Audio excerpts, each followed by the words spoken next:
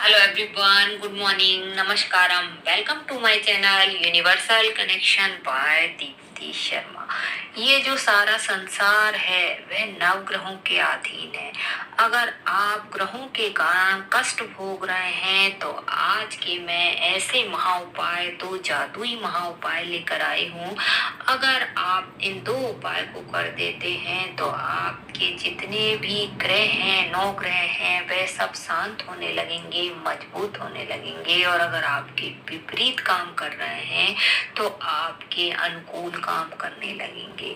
हमारी जिंदगी में जितनी भी खुशियां आती हैं या दुख आते हैं उनका मुख्य कारण नवग्रह होते हैं। इन 9 ग्रहों की दशाएं आती हैं या महादशाएं आती हैं तो उनके कारण ही हमें दुख या सुख मिलते हैं। जब हमारे जीवन में अचानक से विपत्तियां आने लगती हैं तो नवग्रहों के दोष उत्पन्न होने के कारण ही आती हैं।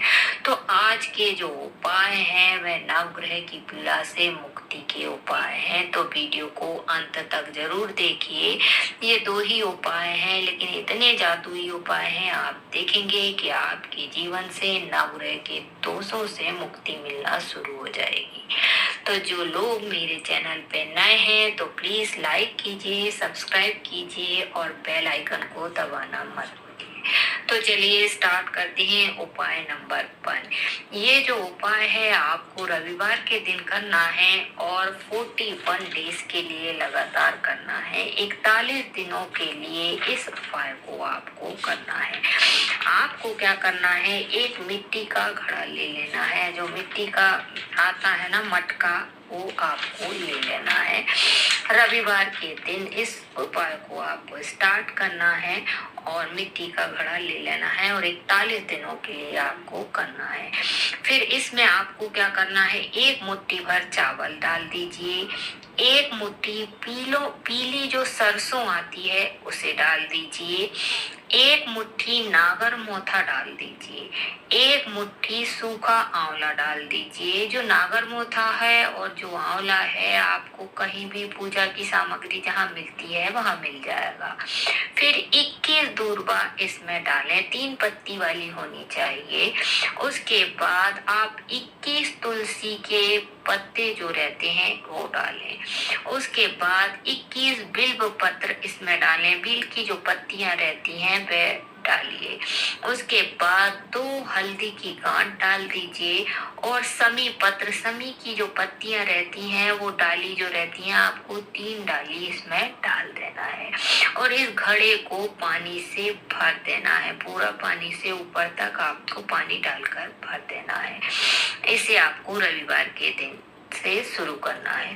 अब रोज आपको क्या करना है, 41 दिनों तक इस पानी से नहाना है। मतलब आपको क्या करना है, ये घड़े में से 1 लोटा पानी रोज निकालना है और आप जब नहाते हैं तो पानी में मिक्स कर लीजिए और उससे नहा लीजिए 41 दिनों तक रोज आपको। और फिर से आप क्या करें, दूसरा पानी उसमें भर के रख दीजिए, घड़ा भरा रहना चाहिए। आपने 1 लोटा पानी निकाला, उसके बाद दूसरा पानी जो है वह 1 लोटा पानी फिर से डालकर उस घड़े को भरा रहने दीजिए। 41वें दिन 41 डे के बाद आपको क्या करना है, वो पानी को छान लीजिए और पूरे पानी से नहा लीजिए। वो घड़े का जो पानी है ना उससे नहा लीजिए। बाद में जो सामग्री बचती है इसके अंदर की और जो घड़ा है उसे आप क्या करेंगे, नदी के किनारे जाइए, वहां की जो मिट्टी है उसमें दबा दीजिए, नहीं तो वहां नदी के किनारे इस घड़े को रख दीजिए। बस आपको इतना सा उपाय करना है, आप देखेंगे कि आपके जीवन से नवग्रह पीड़ा से आपको मुक्ति मिलने लगेगी। क्योंकि इसमें हमने सारे 9 ग्रहों के सामान डाले हुए हैं। जल तत्व है इसमें, चावल से चंद्रमा स्ट्रांग होता है, पीली सरसों है, इसमें नागर मोता है, आंवला है जिससे शुक्र स्ट्रांग होता है, हरी दूर्वा है, बुध स्ट्रांग होता है, शमी के पौधे शनि को स्ट्रांग बनाते हैं। तो आप अगर सिर्फ इस एक उपाय को भी करेंगे तो आपके जीवन से आप देखेंगे कि नवग्रह की जो पीड़ा है वह शांत होने लगेगी। अब आता है उपाय नंबर 2। तो उपाय नंबर 2 को शुरू करने से पहले मैं कुछ एक छोटी सी आपको कहानी सुनाना चाहूंगी। तो इसे जरूर सुनिए और इस उपाय को जरूर करिए। क्या होता है कि महाभारत का जब युद्ध शुरू होने वाला रहता है, तब महाराज धृतराष्ट्र क्या करते हैं, सारे बड़े बड़े ज्योतिषियों को बुलाते हैं और बोलते हैं कि उसकी दुर्योधन की जो कुंडली है उसे ज्योतिषियों के सामने रखते हैं और पूछते हैं कि इस युद्ध में कौन किसकी विजय होगी, कौरवों की कि पांडवों की, और कौन राजा बनेगा हस्तिनापुर का। तो सारे ज्योतिष, जितने भी ज्योतिष आचार्य वहां रहते हैं, दुर्योधन की कुंडली का निरीक्षण करते हैं और बोलते हैं कि कुंडली की ग्रहों के अनुसार दुर्योधन ही राजा बनेगा और इस महाभारत के युद्ध में कौरवों की जीत निश्चित है महाराज।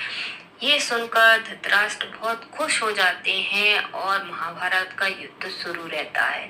लेकिन धीरे धीरे करके कौरवों की सेना समाप्त होने लगती है, कौरवों की सेना परास्त होने लगती है, कौरव धीरे धीरे करके मरने लगते हैं। फिर से धृतराष्ट्र क्या करते हैं, ज्योतिष आचार्यों की एक मीटिंग बुलाते हैं और पूछते हैं कि आप फिर से देखकर बताइए कि मेरा पुत्र दुर्योधन राजा बनेगा कि नहीं बनेगा और कौरवों की जीत होगी कि नहीं होगी। फिर से ज्योतिष आचार्य कुंडली को देखते हैं और बोलते हैं कि सारे ग्रह नक्षत्र सब दुर्योधन के अनुकूल है महाराज। इस कुंडली के हिसाब से तो दुर्योधन का राजा बनना निश्चित है और जीत भी निश्चित है। इस युद्ध में कौरवों की जीत निश्चित है। फिर से महाभारत का युद्ध चालू रहता है, लेकिन धीरे धीरे करके कौरवों की सेना परास्त होने लगती है, सारे कौरव मर जाते हैं, सिर्फ दुर्योधन बचता है एंड में। तब धृतराष्ट्र फिर से एक बार सारे ज्योतिष आचार्यों को बुलाते हैं और पूछते हैं कि आपने तो बताया था कि कुंडली में दुर्योधन के राजा बनने के योग हैं, कौरव की जीत निश्चित है, परंतु ये क्या हो रहा है। सारे ज्योतिष आचार्य कुंडली को देखते हैं और कहते हैं कि महाराज वहां कोई ऐसा व्यक्ति है, वहां कोई ऐसी एनर्जी है, वहां कोई ऐसा पावर है पांडवों के पास में कि जिन्होंने ग्रह नक्षत्र सबको बदल दिया है। वहां कोई एक ऐसा व्यक्ति बैठा हुआ है जिन्होंने जितने भी ग्रह हैं, जितने भी नक्षत्र हैं, उन्हें जो है दुर्योधन के प्रतिकूल बना दिया है। जो अनुकूल थे वे आज प्रतिकूल हो गए हैं। दुर्योधन की हार निश्चित है महाराज।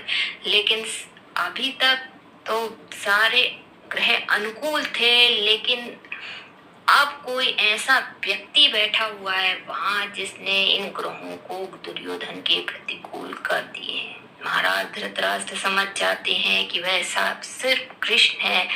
जब कृष्ण वहां बैठे हुए हैं तो सारे ग्रह नक्षत्र सब दुर्योधन के प्रतिकूल काम करने लगते हैं। तो आपको ये उपाय कृष्णा का ही करना है। आपको क्या करना है, किसी भी दिन एक बांस की बांसुरी ले आना आइए आप, जो कि बांसुरी जो आपको लाना है किसी वाद्य यंत्र की दुकान से लेकर आना है। तो पेवर जो बांसुरी रहती है वह बांसुरी लेकर आना है और एक मोर पंख लेकर आना है। तो बांसुरी और मोर पंख को आपको श्री कृष्ण मंदिर में जाना है और उनके चरणों में चढ़ा देना है, क्योंकि बांसुरी और जो मोर पंख है वो कृष्ण को बहुत ज्यादा पसंद है। जब आप बांसुरी और मोर पंख श्री कृष्ण को चढ़ाते हैं तो ऐसा कभी नहीं हो सकता कि भगवान आपके नाम की बांसुरी ना बजाएं।